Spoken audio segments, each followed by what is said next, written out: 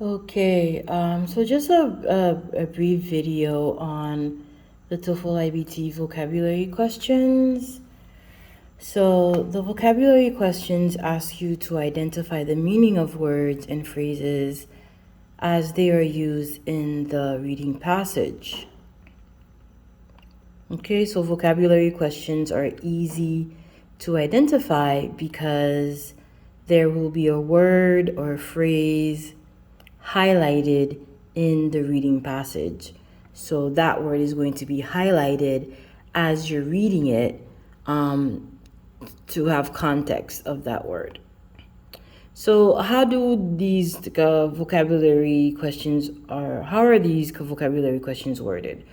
So there's a few different ways. The word X in the passage is closest in meaning to, or the phrase X in the passage is closest in meaning to, or in stating X, the author means that.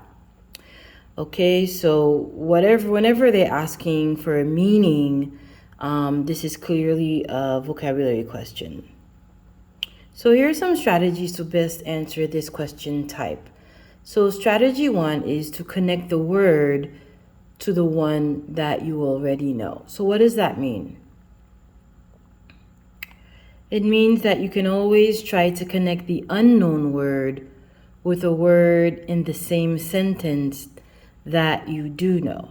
Let's look at an example of that. So number 1, connect the word to the word you already know, and which means that you can always try to connect the unknown word, okay, with a word in the same sentence that you do know.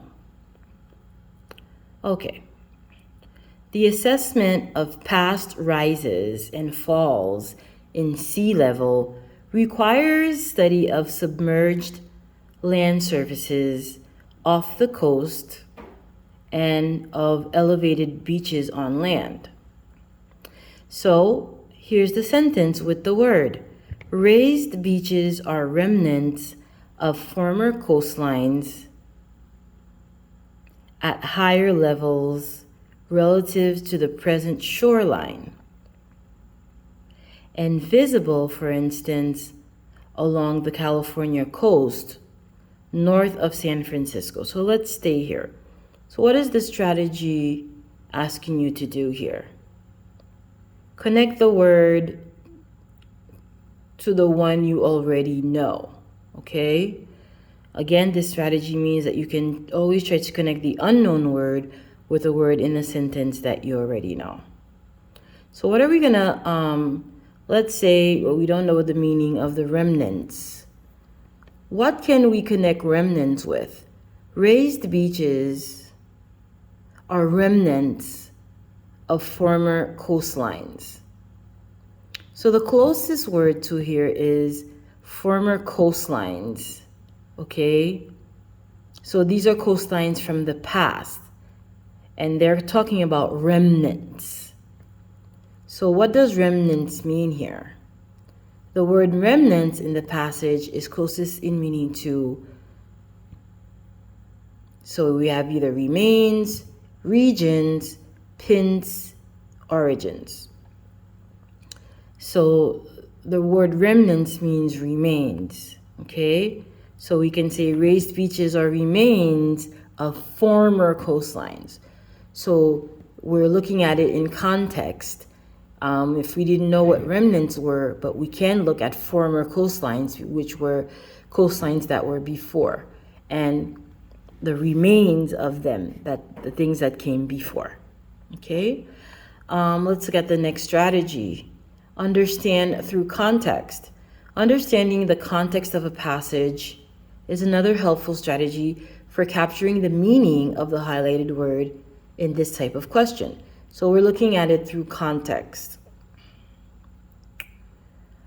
Okay, so at night, the solar energy stored as vast quantities of heat in buildings and roads is slowly released in the air. Additional city heat is given off at night and during the day by vehicles and factories. as well as by industrial and domestic heating and cooling events. Cooling units, sorry. Now here's the sentence with the word.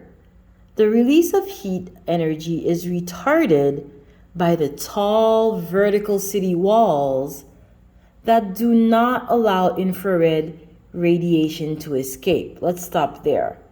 So here is the word retarded. Let's look at it in context. The release of heat, okay, the heat is released. Sorry, the release of heat, let's keep it like that, is retarded by the tall vertical city walls. So it's the tall vertical city walls that retards the release of the energy. So that's how we're going to look at this in context.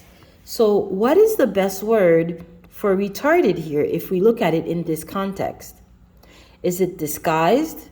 Is it added to? Is it made possible?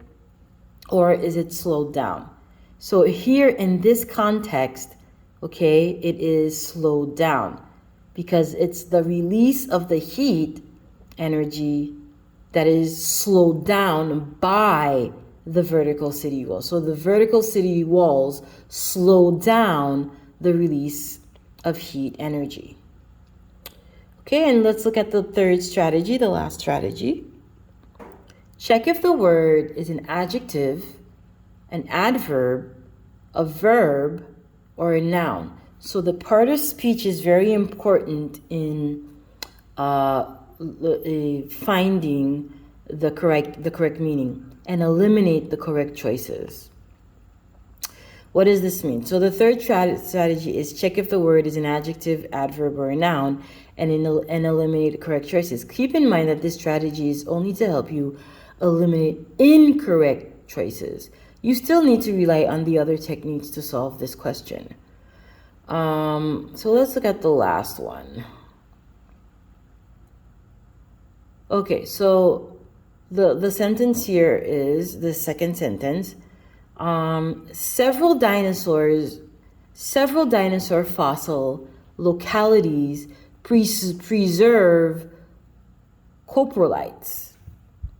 Coprolites yield unequivocal evidence about the dietary habits of dinosaur. So first here, unequivocal is what kind of an evidence? The unequivocal evidence. So this is an adjective, okay? It's describing the kind of evidence. Let's look at it. What word is going to help us here? Coprolites, sorry, I can't say that word.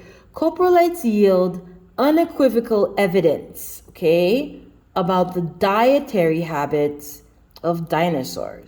So here, evidence here is the word that we know, and it's unequivocal evidence about the dietary habits of most dinosaurs. Many parts of plants and animals are extremely resistant to the digestive system of animals and pass completely through the body with little or no alteration. Okay, so this is kind of like an evidence that you cannot argue with, okay? Unequivocal evidence about the dietary habits of dinosaurs. Pagematina sa. So let's look at the words. So, is it deniable? No, that's pretty much the opposite.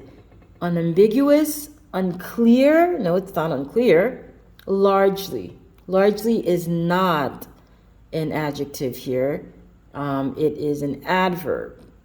So unambiguous is the best answer. First of all, it's also an adjective. And then unambiguous is when something is unambiguous, that means it's clear. You understand it, okay? You can't deny it.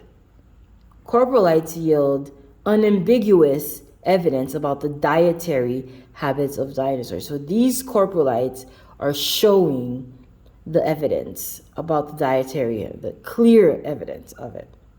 Okay, so there you have it. This was a short video on the strategies and how to best answer a vocabulary question. I did put a link for you to practice the vocabulary exercises for this question.